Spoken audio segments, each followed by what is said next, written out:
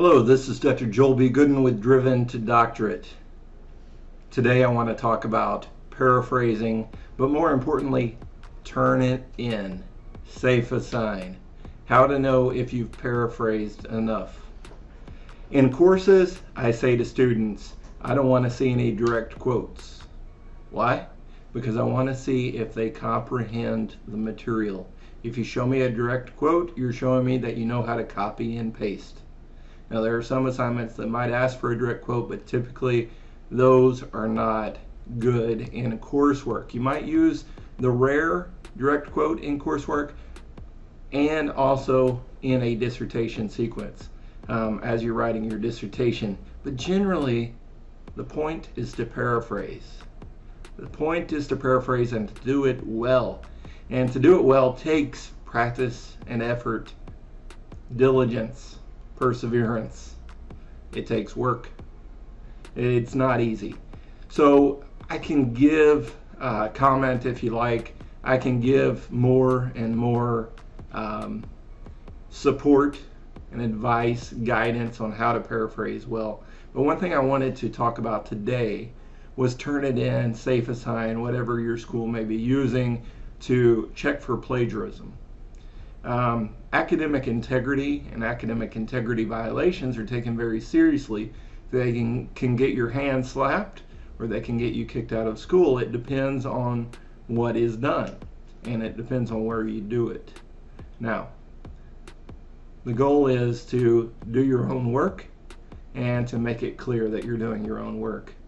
So without getting into how to paraphrase, I had a question today that I want to sort of address. I think it makes a good short video. It's a short take on looking at the percentage of matching content. Student asked me, what number is safe? What number of matching percentage on Turnitin or safe assign is good? And what is not good? And I said, not gonna do it. Not gonna go there. Why? Because you could have a huge percentage of matching content on a short assignment where your references section matches something else completely. Those citations are always going to match and give you a high number if they match directly to something else. And they're always going to match if you do them right. Typically, or if you copy and paste them, which I tend to allow. If you're using an APA citation or whatever format you're supposed to be using, I allow it. Just make sure it's right. Make sure it's in the format for your assignment. Now, so that's where I can't give you a number because of that. There are other reasons I can't give you a number. It could be a low matching percentage, but you copied,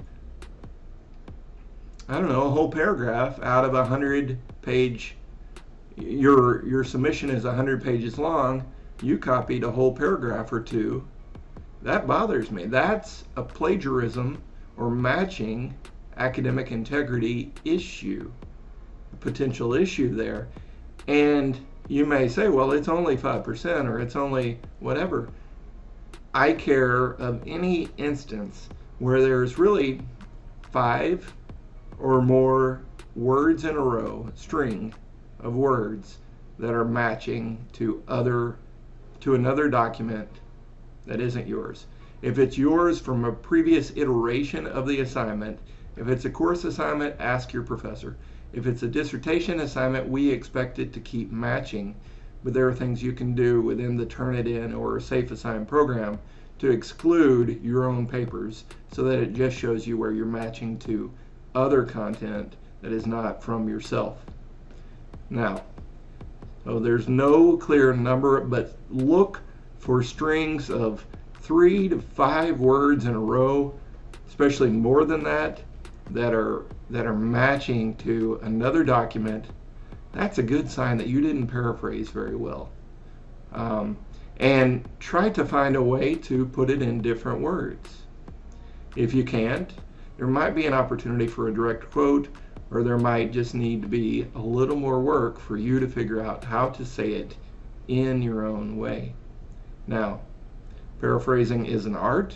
I do believe that. But it can be done. It is a learned effort. So if you ever even have a question, reach out to your professor, reach out to your advisor, reach out to the Success Center at your university and say, I need a little help paraphrasing this. And they will give you their advice, and sometimes they'll say, yeah, I don't see another way to say this either. Now if it's common phrasing, don't worry about it. If it's ifs, ands, or buts, and you don't need to put a quote around that, that's something we all use. So while I would say that anything under 5% matching is typically okay, I'm always, as the instructor, I'm going to check that. If it's 50%, I'm definitely going to check it. So my radar, my red flag, is higher than the higher the number gets, but I'm always going to check Turnitin unless it says something like 0%. Even then, guess what? People plagiarize. And you're asking me, how? But how? I want to know, Dr. Goodin, how does this happen? Well, some students are crafty. Some students are crafty. Most students want to be known by their effort and their good work and their own good work. Some students are in a hurry. They had a bad week. They got the COVID. They had a breakup, whatever it is. And there are things you can do to get around Turnitin and still be plagiarizing. To add that 0%, you can copy a big piece of text, make it look like your real paper. And guess what? Turnitin's not going to see that you snapshotted a piece of text from a document that's not yours and pasted it into a Word document that you turn in for an assignment. But let me tell you, the risk is high with making this plagiaristic error. If we see it, if we catch it, and I'm always going to catch it, it's going to be a violation. It's going to be a severe violation because the intent of the violation is really what matters. Is this a student that's innocent, ignorant, naive? And I don't mean ignorant in a pejorative way. I mean ignorant as in they did not know. Is it sneakiness? Is it malice? Is it, I hope I get this through. I hope my professor doesn't notice. Those types of academic integrity issues are going to come down heavier on you because you're actively trying to deceive. Whereas if you just make a mistake, go to your professor, say, I take responsibility for this. If you get caught or if something comes up that you didn't realize, take responsibility. Folks, in this world, we've forgotten the art of taking responsibility. And I won't get into that too much, but take responsibility for your mistakes. Say, how can I fix this? I'd like to fix this. I'd like to fix it even if I can't get a better grade. That's how you earn respect. So, this has been a talk about all sorts of things. Most importantly, there is no percentage to go by on Turnitin. Check your own work. Look at it. See what is matching.